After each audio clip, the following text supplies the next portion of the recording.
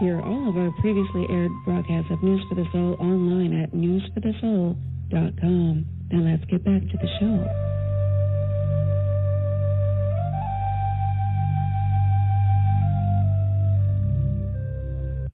Okay, let's get into it. Creative segue, because I get to do my favorite thing, introduce you to a new member of the News for the Soul radio family. The host is Angela Bixby, and it's Energy Intuit is the show. She will explain, I'm sure, as we go through. We'll start with our famous first question and unpeel the onion from there. So let's go. Angela, welcome to News for the Soul. Thank you, Nicole. I'm excited to be here. Thank you for having me. Yay! Well, let's talk famous first question first. It's the place that connects us as a community and movement of 3 decades. The earnest search for what's really real and what's really possible.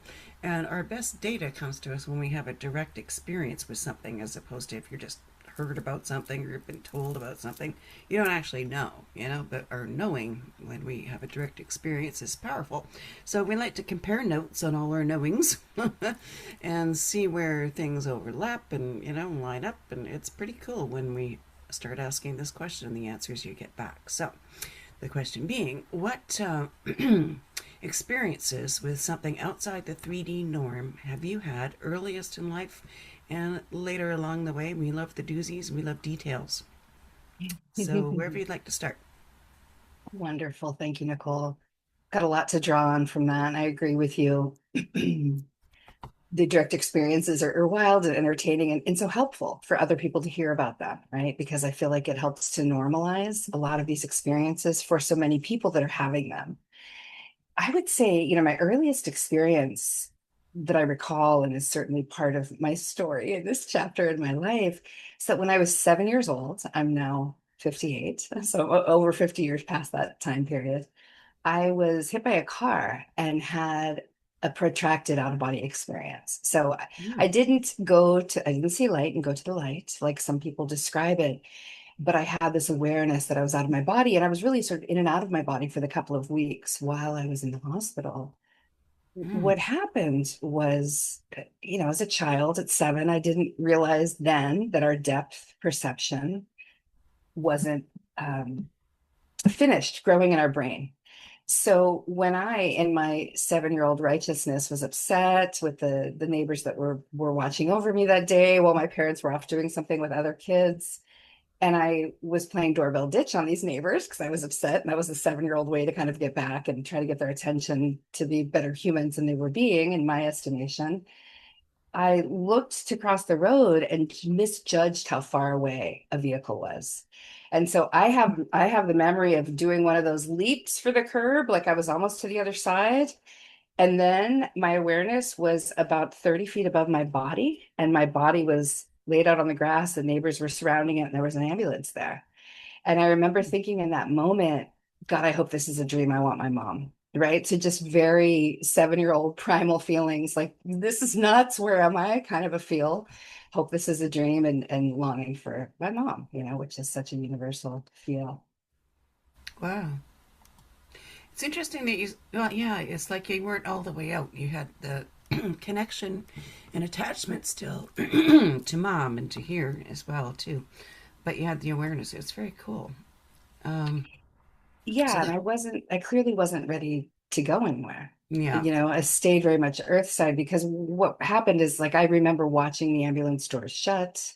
I was sort of in and out of this state. I was taken to the hospital. What happened to me medically was I was hit by a car. So I had broken an arm, a wrist, and a collarbone, and had internal bleeding in my kidney. I was hit on my left side.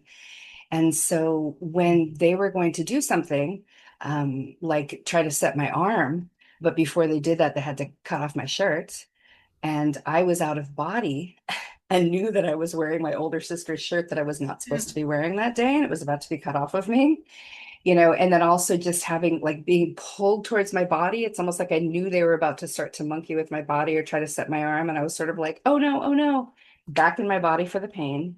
And then I would be out of my body again. So it went on like that for a couple of weeks. It's interesting in It retrospect. is interesting, yeah. And I've actually heard reports of people having that level of out of body experience, that vibrant awareness, and knowings without the other side being involved. So there's different levels of this stuff, Hmm. and that tracks, that lines up. Very cool. Um, Nice. what was your main takeaway from that experience, being that it was your first time, right? Like, what did you walk away from thinking about what the nature of our reality is? Absolutely. So I think it's notable to say that at the time I was living in Southern California, right? So we know that some of what people imagine and know about California to be true, right? Like all kinds of wild and cool stuff was happening in 1974 in Southern California. And my parents were quite cool living in Southern California, both playing guitar, etc. And of course, nobody was diagnosing brain injuries yet. So I was never diagnosed with a traumatic brain injury. I really stayed in the hospital until I was well enough to come home, even though my dad was a doctor at the time, but I was not at his hospital. Um, and they never really gave me a label or diagnosed it. I went home, I healed, I went back to school. It happened the day after our American Thanksgiving here in November. So I was back in school after the winter break in January. And then it was just sort of, seeing the specialist, seeing what extra help I needed to catch up. But other than that, it was all back to business as usual. And it was just never really discussed. And so it was interesting because had it happened maybe 10 or 15 years later, I think it would have been a different experience.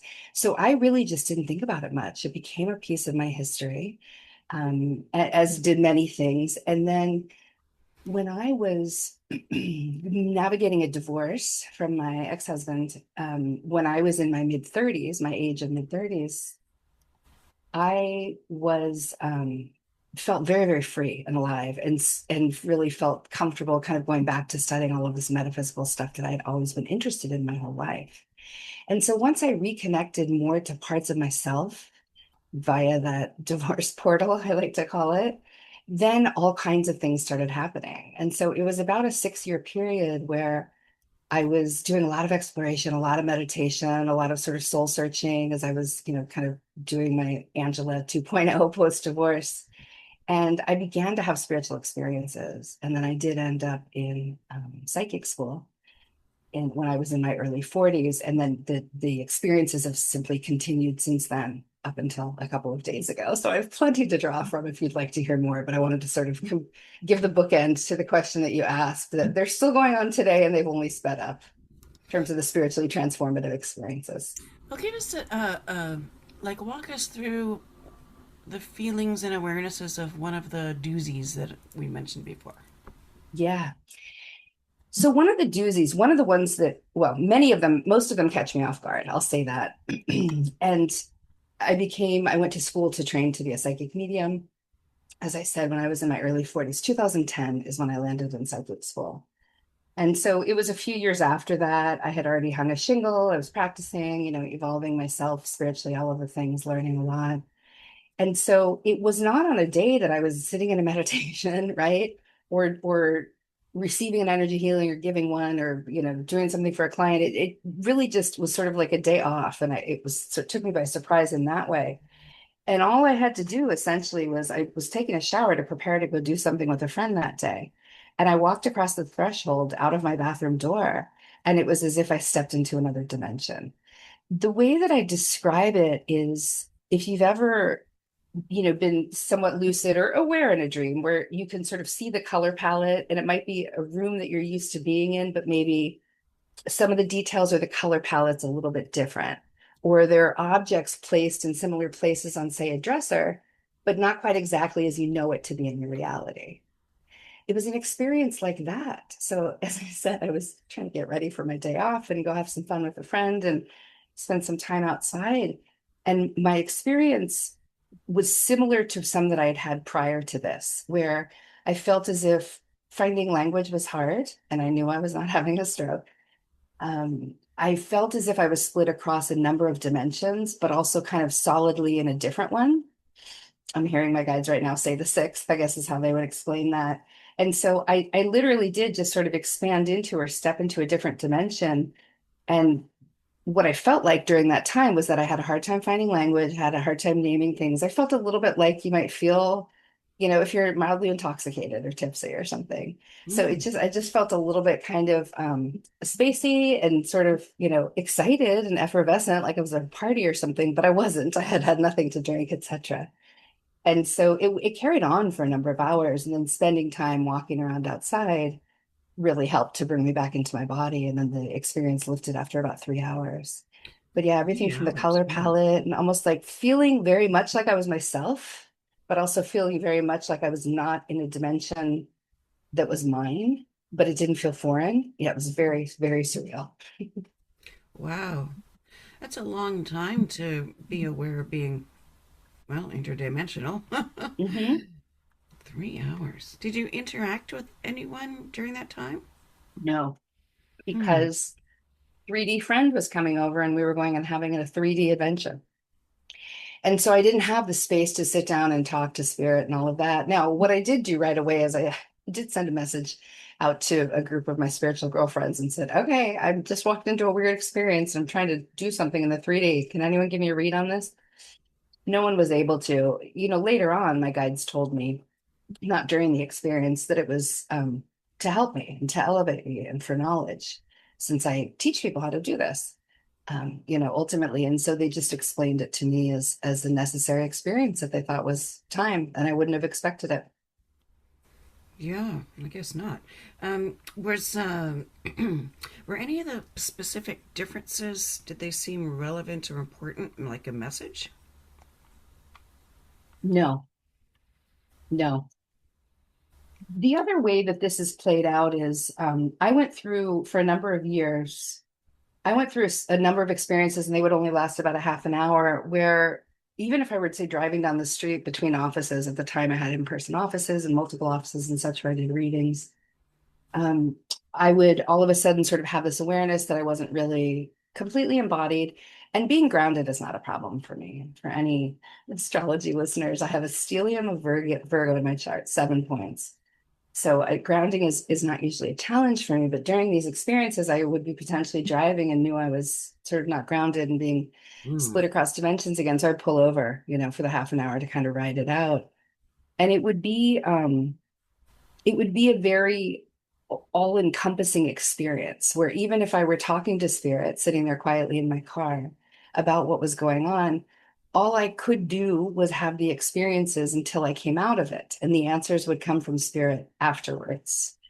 I also had a deep trust, right, in my soul and heart, which I had to cultivate in order to do this work at the time. So it Yeah. made sense to me. Yeah.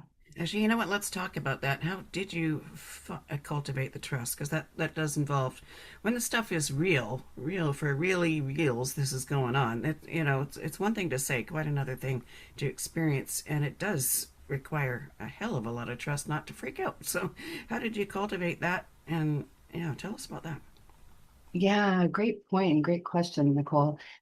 You know, I've said to people that I've never been afraid of much my whole life. I've always been pretty brave. My parents would say, my mom who's still living would tell you that. And I'd say it's probably my Scorpio moon that's part of it, pretty fearless.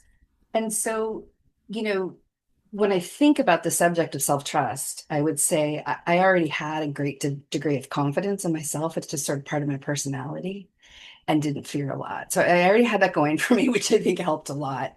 And you're right in that this is also, especially when you're looking at, say, 2010, when I started psychic school, this was still foreign then, right? It's become a lot more mainstream 16 years later, but it was still very much fringe, as you know, right? And it was really easy for mainstream to sort of gaslight us or laugh at us, or, all of the things that we can become aware of that would could easily erode self-trust, right? It could take us in the other direction of really gaslighting ourselves and believing people that are maybe mocking us and such are not believing us. And so Yep.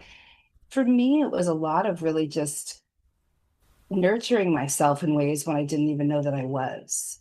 And we all receive such common messages for ourselves and our clients from spirit around, that we are love and to trust and all of that. And it all helped, but it also started to make more sense if and when I would doubt, Nicole. But I also was really, really lucky. And I'm so grateful to Spirit because I had been looking for the work that I wanted to do that felt fulfilling for the first 3.5 decades of my life, 4 decades of my life.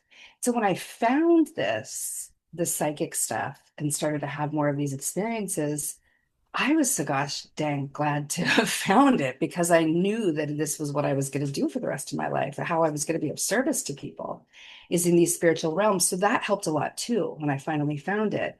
So that when I had the experiences, I was able to see them as, okay, this is spirit, not testing me, but this is spirit sort of challenging me to see if I'm going to trust this and trust myself. Now, in the context of clients and working with clients, they let you know. They either let you know or they don't right away if something's hitting for them, right? If it was accurate, if it was helpful for them. And that's not their job to affirm us as readers. And, you can tell as a sensitive, you can tell. And so that helped a lot. Just knowing that one by one, the people that I was working with, that I did share this gift with, were so helped by it that I almost felt like if I didn't trust myself and didn't trust what was coming through, that it would be a little bit like blasphemous or something to spirit. Mm. So it was kind of self-propelling for me. And then I created a program in 2012 that I train people in psychic development. And I won't get into that now, but it's important to mention it here because just maybe a year or two ago, a student who's been in the program for 9 years actually said to me that this kind of work is exactly what helped her grow her self-trust. And I had never thought about it that way. So now even that you're asking the question, I'm like, here it comes again, the self-trust piece. So I didn't think about it a lot the whole time I was going through it, Nicole. I just allowed the experiences to kind of continue to propel me forward. It was very much like Spirit would say, you wanted livelihood that feels really good, deep and high, and you're helping a lot of people. Here you go. This is how you're of service. So there wasn't a lot of room for me within me to distrust this. Mm. That's yeah. It's funny how it works out sometimes. Just meant to be, and then as you said, something that you needed to pass on.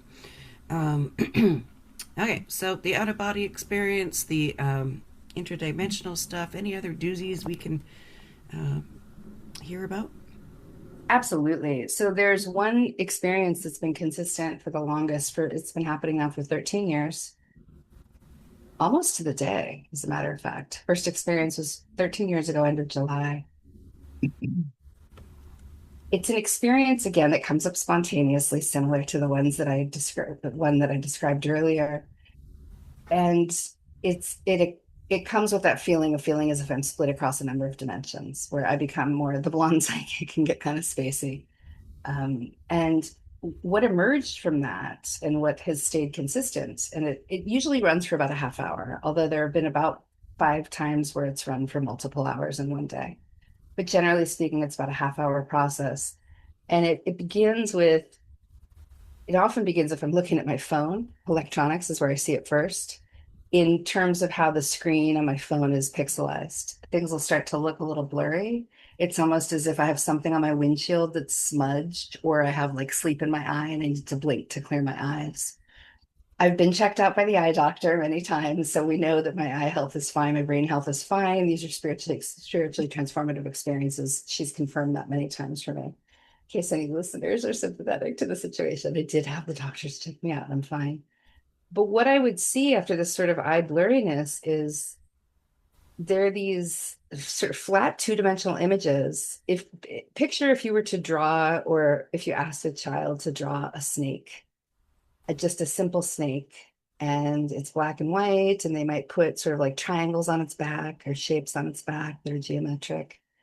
And it's simply black and white. That's how they look. And it shows up sometimes in my left field of vision in one eye, sometimes in my left field of vision in both, my right field of vision in one eye or both, sometimes central field of vision. And these snakes sort of do this throbbing and this dancing thing, and they move throughout the half-hour experience. And, like I said, it's been going on for 13 years, and there's not a lot of rhyme or reason. I did not do a great job of documenting it for a long time because it tends to happen when I least expect it. Mm. And I've been documenting it a lot more lately because it has been very, very, very busy. I've had so many episodes of it in the last 3 months. I've never had this many episodes in a 3 month Really? period. Yeah. And I went for close to a year twice where I didn't have any episodes. So it's variable when and how it comes in. But yeah, that one continues. And I didn't get any guidance from spirit and couldn't find any answers from anyone that I went to for a reading. It was, Yeah, it's that's truly something sort of between me and spirit, obviously. But I started to get answers as to what it was and why. It's still not a ton of answers about 6 years ago, 5, 6, 7 years ago. And so more answers have come in, but again, it's part of a bigger pantheon of knowledge for me and experiences for me that I'm tapping into. So it's both tying into my soul's heritage and my soul's sort of, I guess, quote, unquote, ancestry, you call it my soul's evolution. So it's more about soul family than, say, my corporeal body family, my earth family. And there's a lot about healing. There's a lot to it. Um, hmm. and a lot of sacred ties is what spirit's saying right now in terms of why it happens. But yeah, it's all sort of very ceremonial. But every time it happens, I'm like, okay, time to just put anything on pause for half an hour and ride this out and then get on with what I'm doing. Wow. That one's unique. I've never, that's completely unique unto you thus far. As far as comparing notes over the last 30 years, that's a new one. I've not heard anything like that before. Hmm. Well, thank you for saying that. I've looked online over the years to see if anyone's having any of these experiences. I've looked on Reddit forums and such, and I haven't found anyone. I would love to talk to people if they did. A number of my students that have come through my program do have something like this happen, but it hasn't been going on as long for them. And it seems to tie a little bit more to them, to their spiritual development too. So I have sort of a few people that have studied with me. I guess it's happened to a lesser degree. But yeah, it's pretty unique. We went as a family in, let's see, when was this? I guess it would have been about 8 years ago to the middle of the US for a family trip. And when we were there, we walked into an art gallery for the occasion that we were there. And on the wall was a embroidered or needlepoint, I guess, a needlepoint tapestry that a woman had done of two black and white snakes that looked exactly like what I had seen. Oh, Yeah. And so I always describe the snakes that I see in my fields of vision in my eyes as looking kind of like Mayan or Incan, kind of Mesoamerican. hmm. They just look very basic and sort of 2D. And, like we see, if you see indigenous people's, weavings and things of their serapes, a lot of times they have just sort of like basic geometric patterns. Like it just felt like it had that flavor. Well, this art exhibit in St. Louis, Missouri, with these embroidered snakes, she had titled it as an African image. So that kind of opened up new possibilities for what it could mean. But yeah, it Oh. seems to be one of those symbols that is probably shared across all different parts of the globe, and maybe perhaps different cultures have a different version of it. But it was interesting to see that hanging on a wall in a very 3D experience after having had these Mm-hmm. interdimensional experiences. So interesting. Well, if you get any more insights on that stuff, keep us posted. That's very cool. Um, Will do. all right, let's talk about when you started learning the psychic work and experiencing it. Those moments where you go, "Oh my God, this is real." Can you share some of those moments you had as you went through the development process? Absolutely. I'd always known myself to be a pretty visual person, right? Like my whole life, I've had really big dreams and things. And then when I got into psychic school, I was a little bit surprised that I didn't see much. Hmm. I mean, I have all the clairs now, and I was clairvoyant then, but it was definitely a process for me.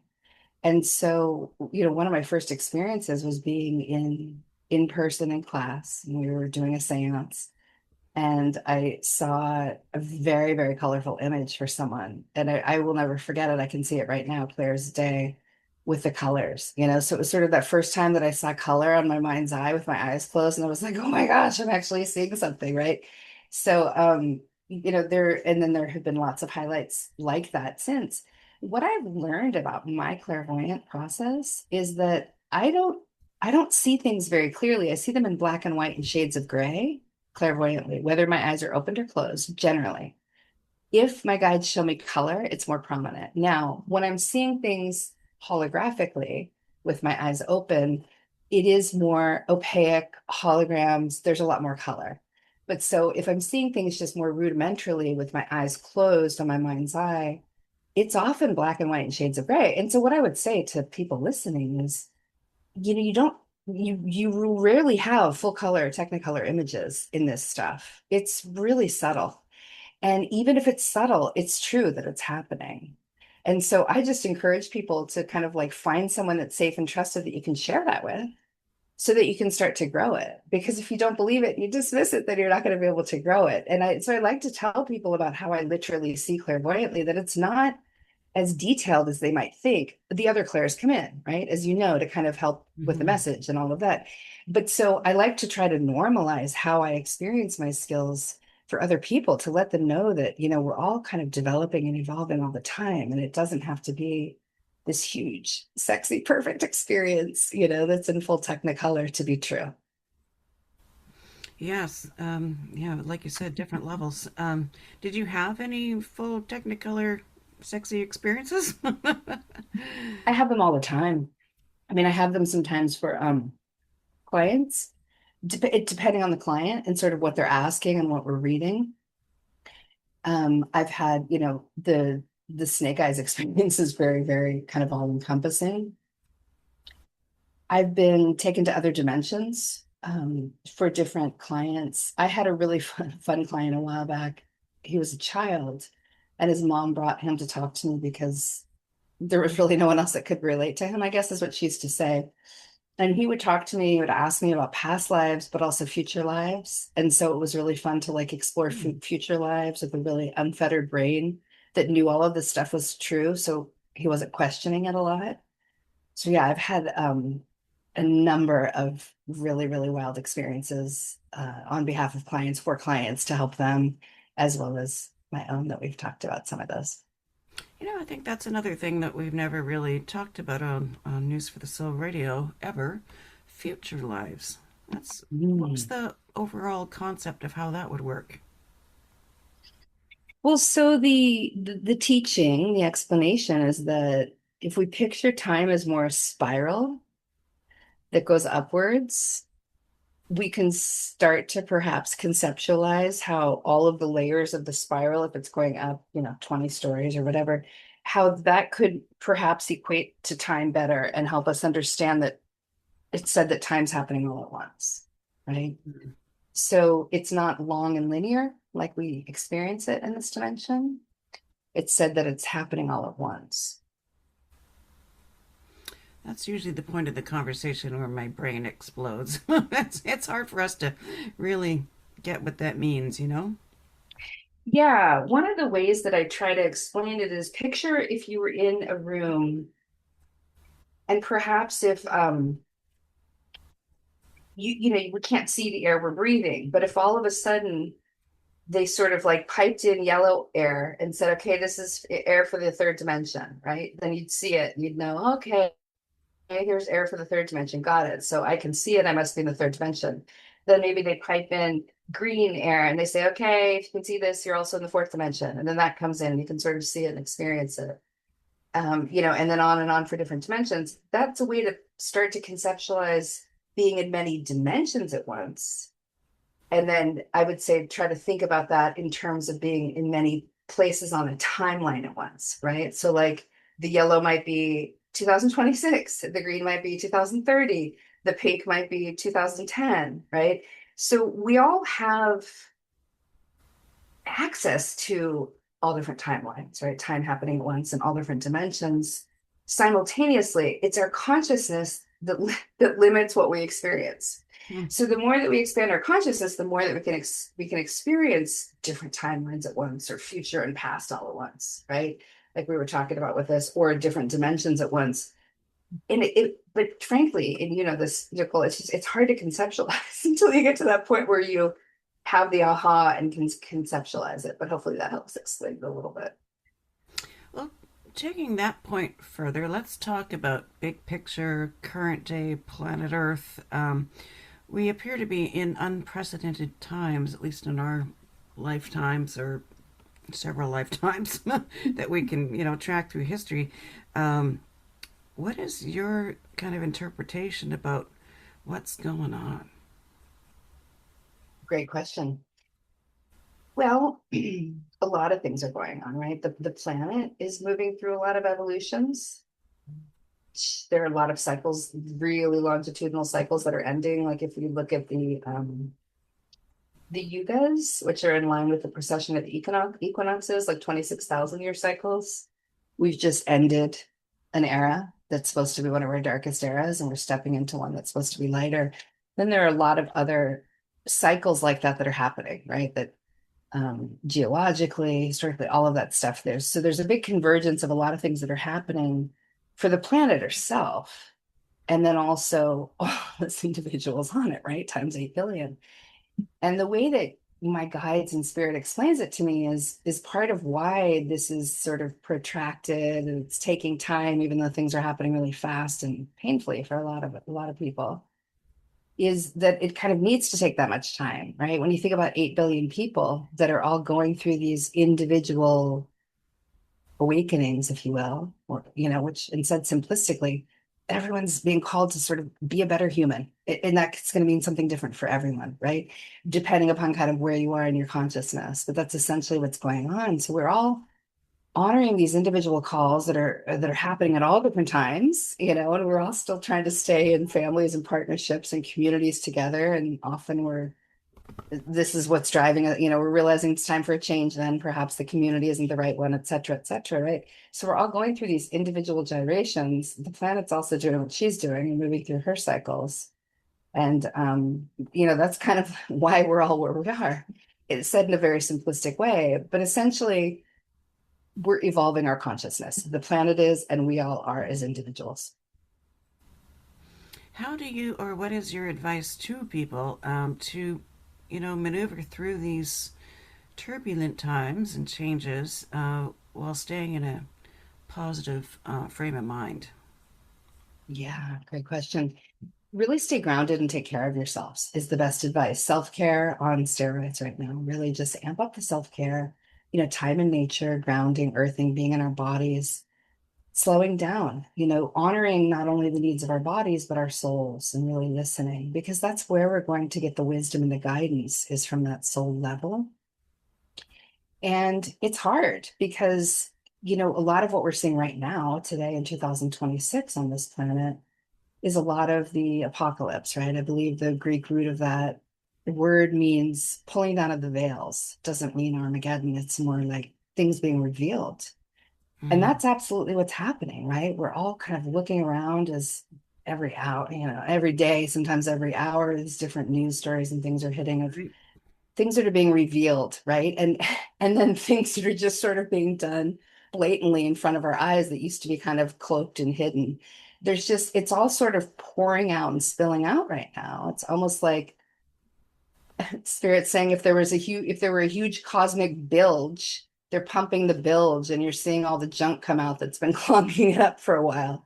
I guess that's a boat term, a bilge. I'm not a boater, but that's what they're showing it to me like. It's water coming up from the ocean through this Mm. tube on a boat and kind of spewing out with a lot of stuff in it. And so it's tricky. And so that kind of leads to, part of what we're experiencing is we can no longer believe what we're told and we see. And that is Yep. not pervasive. That's not everywhere, right? This is not me wanting to perpetuate paranoia or something, right? That's just the reality, right? We're all seeing that. We're all experiencing that now in ways that we never have so much so collectively. Yes.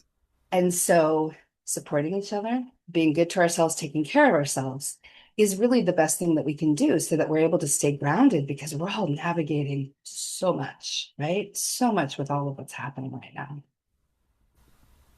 Well, it's funny when you acclimate and then you wake up the next day and get hit by something else. It's just, you know, it was funny. Indeed. Yeah, I was listening to some archives. I've talked to a lot of amazing people over the years, and You sure have. one of the Greg Braden replays was airing the other day. And in the intro, I'm like, yes, it's 2015, and my God, these unprecedented times. I'm like, Jesus, nothing was happening then compared to now. We thought that I was a hear big you. deal. Totally. God, it seems to be incremental and obviously over a number of years. So Mhm. it's definitely a thing. What do you propose doing on future shows? Great question. The way that I like to be of service in this kind of work is to really speak about things that are most supportive and most relevant for humans as they're evolving on the planet. So I like to really be of service to evolving humans on the planet. So it may incorporate having guests and having interesting conversations, hopefully with guests about different topics, in this metaphysical world. Psychic development is really what I do and do well. That's sort of my area that I help with. I'm also a trance channel, so there might be some channeling coming through on some of the episodes. So kind of staying open right now to see what spirit brings forward for how they'd like me to utilize the space at News for the Soul, which is a powerful platform to be on. I'm excited to be here. So whatever's going to be of best service to the audience is what I'll be doing on the shows. Can you tell us more about the trans channeling aspect, like how that all works, who you're working with or connecting with, or how it came about, any of that stuff? Absolutely. Absolutely. It's something that I started doing officially in 2018. I had a student that started spontaneously trans channeling in one of their sessions with me. So I said to them, you were just trans channeling, and let's talk about that. I'll tell you what's going on. So trans channeling is, phrase, it's thrown around in our field. And it essentially means, well, back at the turn of the 19th into 20th century, when the spiritualists really brought forward mediumship, Fox sisters are pretty famous, came from the UK to the US, that kind of started a lot of the more recent history here for us. They would do a lot of dramatic things to convince people they were connecting to spirit. There would be ectoplasm, they'd be knocking on tables, tipping tables, rapping on walls, things like that. So sort of high theatrics, but also just a lot of energy. And so at that time, when people would trance channel, they would also have things happen like transfiguration, where they would go so deep into a trance, they'd almost be like asleep and forget. They wouldn't remember anything of what they had just channeled. And with the transfiguration, sometimes they would have like a holographic overlay over their face. So they would look like someone different while they were channeling them. Gee. I know. Fast forward to more current times here. And because of the rising consciousness on the planet and all this stuff going on with our atmosphere that is changing and helps us all even feel more connected and be more psychic and all of that, we don't need to be in that deep of a trance. So when I trance channel, I'm blessed in that I channel all different types of beings and all different types of councils. I only work with fifth dimension and above. I do not trance channel, pass on loved ones. I won't get into it here, but I work dimensionally for a reason. My guides have instructed me that way, and that's how I keep it. So it's usually fifth or sixth or seventh dimension, sometimes higher. Councils, galactics, archangels. I do all sorts of things, right? So I will trans channel, like for instance, tomorrow night, I'm running a channeling circle. So people will come and I will trans channel for the first hour, just general messages from all different types of beings. So I will trans channel, I don't know, 10 or 15 different beings in an hour with all different messages. And then I'll shift gears into personal segments. And so I'm still trance channeling in those segments, but those are more psychic read. So the actual trance channeling is when I'm allowing these beings that I've vetted and made sure they're a higher dimension. Otherwise, I wouldn't let them come into my body and talk through me. And they basically move through me. And so sometimes that means I'm moving or saying things, or maybe doing clicking or tones if it's an Arcturian and they're speaking that different language. I've channeled light language. I don't do it a lot. Or, just speaking with the manner that they're speaking to me, they start speaking that way through me. So it's for me, it's full on. They speak through me. I don't completely forget everything, and I also don't remember everything because, again, split across a bunch of dimensions. So even when I do an event like that, I'll go back and listen a couple days later to the recording again, and I'll catch a lot of things that I didn't even realize I had channeled when I listen, like that. So for me, trance channeling is literally letting them talk through me, but I do recall a lot of what I've channeled, but not all of it. Can you tell us more about the safety aspect, how you maintain boundaries and filter out things that you don't want to be channeling? Absolutely. First of all, I only do that kind of trance channeling if I'm in sort of an event. And, I set the tone by talking to my guides. I bring in a lot of spiritual protection and I ground and I call in very intentionally who is welcome to be there and who isn't.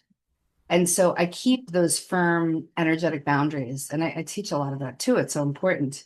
And Mm-hmm. so once I get through a channeled event, I close it very publicly for everyone to hear. I go through, sending everything back, closing everything, cutting cords, all of that, instructing the attendees to do the same. And then really, I hold myself to task and it's go spend some time in nature, go drink some water, be holy in your body. Like, don't think about what you just channeled, bring all of your energy back into you so you can fully disconnect from all of that. Yeah, that's Because an it's not, important piece, isn't it? yeah, it's not healthy for any of us to be walking around like 24/7 spouting spirit because then we're not really holy in this world and grounded in this world. So I'm big on those energy hygiene aspects and the safety aspects for sure, Nicole. And I don't recommend that people just spontaneously start trans channeling. Now, I've had clients show up at my doorstep that have that happen. It's just not how my story went. And I work with them and I help them. And I'm able to give them information about what I'm getting from my guides about who they're channeling, et cetera, et cetera. So um, it's interesting because I've had clients that have chosen to work with lower dimensional energies and they knew that when they were doing that, it probably wasn't a good idea. So anyway, I mean, I've observed a lot, and what I've done is, I'm sure you have too in your career with this. Mm-hmm. And so just that knowledge and the observations that I've made in many cases have also helped me to keep myself in those great practices and then to teach them to others. So, on that note, can you give us the whole overview of everything that you've been guided to bring to the table to offer people? Absolutely. Thank you for asking. So I created what I would call, I have two young men sons, they're adults. But I would call the conscious psychic program my third child is why I bring that up. And Mm. so I created her in 2012. It's like a hybrid group coaching program. So people have one-on-one sessions with me throughout the month, one or two, if that, and then group sessions weekly. My experience after developing and through developing this is that the best way to engender that self-trust, like you asked about earlier, is to really circle regularly, have people read for each other regularly in a safe environment where everybody's working with the same ground rules, connecting and disconnecting in the same ways, and reading each other, right? And so, because through that process, I have students that they'll come to me, for instance, to come into this program, and they'll say, I've always been connected to past on loved ones, or I've always sensed energy, et cetera, et cetera. And they'll come to a circle and they'll still have some doubts, which is normal. And, they'll be opening up to reading their peers and say, we're focusing on reading someone called Mary. And this new student who's always been connected, but it's a little nervous, they might be sitting there working on a message and they hear sort of feathers flapping. They feel a little bit of a weight in their lap. And then they feel their heart open and they just feel really peaceful. And then another member says to Mary, I just saw a bird, a dove fly in, a dove of peace, and I saw it land in your lap. And gosh, I feel the most peaceful feeling. Well, that new student that was starting to cultivate that message in herself, like there is no better teacher for her psychic development than that experience.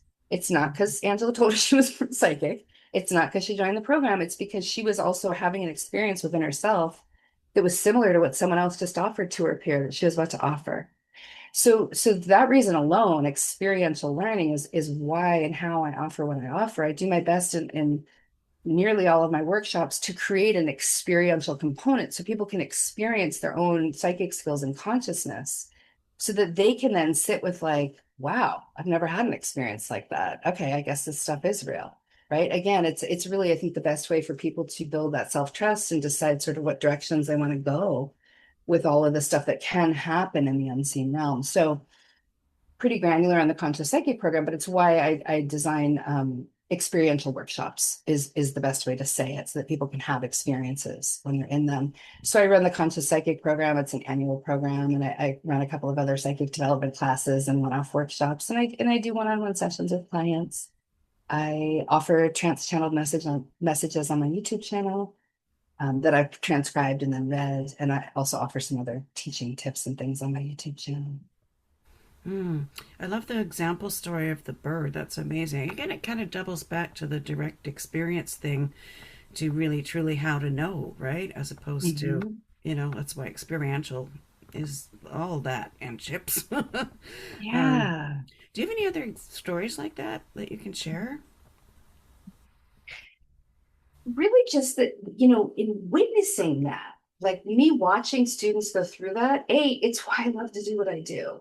Because it's not about me. It's about celebrating that this person is recognizing that yes, we're all psychic. Yes, we Mm. all have these super senses that horrific cultures have done, kind of tried to beat out of us and told us we didn't have, right? I'll just go Right. cynical for a second. But we all have this capacity. It's a matter of getting yourself into places and having the experiences and figuring out how yours comes through and then working with it and growing it, right? So there have been so many cases of that. Just so many cases. It's why I still run this program and I love it because the community that's built, people show up from all different walks of life. Some are in law enforcement, some are really wealthy, some are stay-at-home moms, some are, working hard, just all over the board. From their 20s into their 80s, they show up for this program. And they don't know these people. We meet on Zoom audio. We don't work on video because that can be a little overwhelming and also then forces that trust, right? That Mm. you've got to really go with what you're feeling in your body. You don't get to look at the tells in someone's background if they're on video. And so it helps again really deepen that trust with the person within themselves. And so when they start offering messages to each other, and then the person receiving it is able to give them confirmation, and I'll say things like, I didn't even know that about that person. So like they're offering a message to someone that's something that no one knew was going on with that person. That happens all the time in every weekly circle that I run. Seriously. And so that's why I encourage people to find a teacher that you resonate with if you're Mm. interested in developing in these ways, because there are lots and lots of people doing this, doing it beautifully. I'm just simply one of them. And I just want as many people to be really paying attention to their psychic skills and using them, because when we're living at this time where we're potentially feeling gaslit by our government and everything else, Mhm. in between, relying on our psychic skills, really being able to rely on our intuition and have that deep knowing is one of the most comforting things that we can walk forward with in life. It's the one thing I'm most grateful for and most reliant on because it's the one thing I can trust. Mhm, It's exactly. become yeah, it's become the one thing that doesn't let me down. Yeah. Yeah. Yay. Interesting times indeed. Oh my God. Okay, so we're at the shameless self promotion stage, bum, ba-da-da, and we like to just give you extra time, your first go around. So, giving us any events, any upcoming classes, anything you want to share, any specials. This is your time to shamelessly blather on about it. Beautiful. Thank you. I so appreciate that. So I've talked a lot about the Conscious Psychic program. Enrollment's going to open up for that later in the fall. It starts in January each year and runs for 11 months. If there's anyone that's interested in developing their psychic skills in that kind of container. And then I've got a really fun 5-week class coming up called Numinous Human. So it's going to be 5 weeks in a row of intensive psychic development training. It'll do a good job of setting people up. If they're thinking about the conscious psychic program, they can come into Numinous Humans and then sort of figure out what their skills are and start to work with them before they get started early next year with the conscious psychic program. And I've been running tomorrow night. I'm going to run the third of 4 channeling circles. Spirit asked me in early May. They were very specific. They asked me to run 4 full moon channeling circles to help the humans releasing and clearing. And so the third one's tomorrow night. It's via Zoom. And again, they're nice small groups just because I like to do intimate smaller groups versus really huge things. So people really feel like they get personalized messages. Hmm. And the releasing bit, Spirit said, humans, especially sensitive humans that are listening to this platform, for instance, right? They're pretty evolved and they've been aware of this stuff for a long time. And even the people that are doing a lot of the clearing and intentional releasing work, we're all still clearing on behalf of each other, right? And we're clearing across many lifetimes and we're clearing across many dimensions. And so the fact remains that humans have a lot of stuff to clear out of their fields and release. And that's why Spirit asked me to specifically run these for 4 full moons in a row this summer when we're in very potent astrology, as a way to sort of help with the group dynamic to help people release and lighten their loads a bit. So that's what I'm in right now. This summer is offering those channeling circles. Then if you go to my website, energyintuit.com, on the events and workshops pages, you'll see all the other classes that I'm teaching. And on YouTube, I'm Energy Intuit as well. I can also be found on Facebook and Instagram, but I'm doing channeled messages and things on YouTube. Cool beans. Well, it's no accident that my upstairs team found you also intuitively, and birds of a feather. Love it. And today was great getting to know you, Angela. Final thought, final thing that people need to hear as we depart the airwaves today. Absolutely. And it's been a joy to be here with you, Nicole. I've really had a blast. You know, what I'm hearing from Spirit is you can do this, is what Spirit's encouraging me to say to people. You can do this, we can do this. Things have been feeling hard. Like you cited Greg Braden's 2015, him citing unprecedented times 11 years ago, and you're like, holy Moses, we're even more unprecedented now. You sounded horrified, and I thought, God, that was a picnic back then. Right? So it is amping up and ramping up.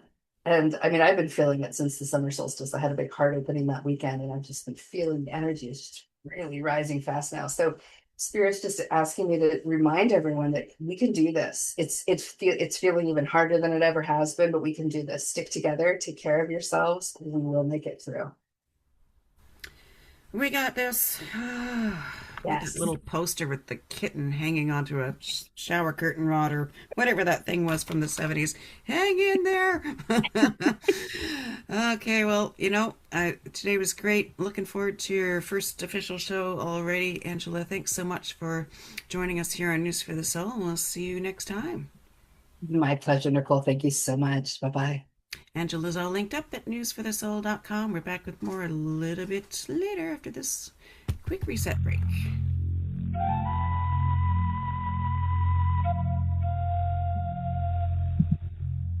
Hear all of our previously aired broadcasts of News for the Soul online at newsforthesoul.com. Now let's get back to the show.